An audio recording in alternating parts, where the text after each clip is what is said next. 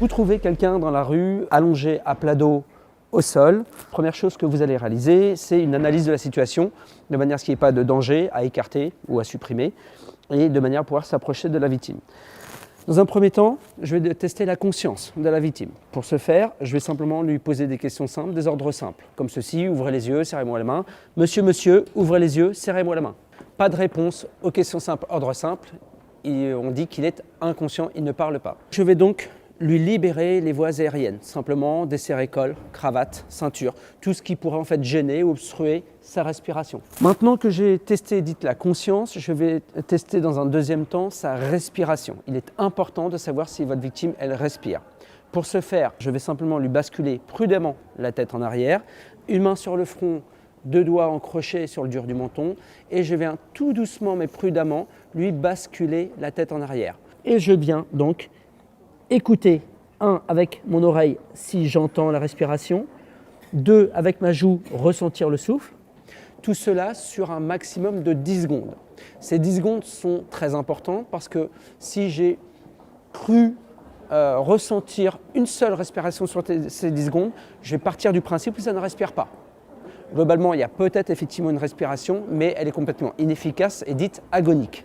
La victime respire, il est très important de mettre donc les personnes inconscientes et qui respirent sur le côté, de manière à maintenir les voies aériennes libres. Pour ce faire, 2 ou 3 petites choses. La première, je vais simplement, du côté du retournement de la victime, appliquer le bras côté retournement de la victime en grand chef indien, paume de main tournée vers le ciel.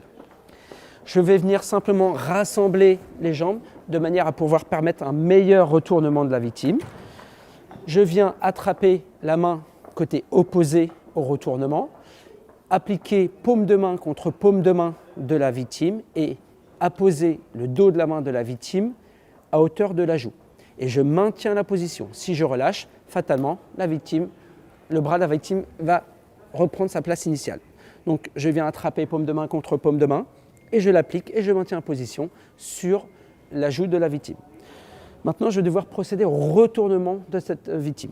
On va se servir d'un pivot qui est la jambe de la victime. Pour ce faire, je viens attraper le creux naturel du genou.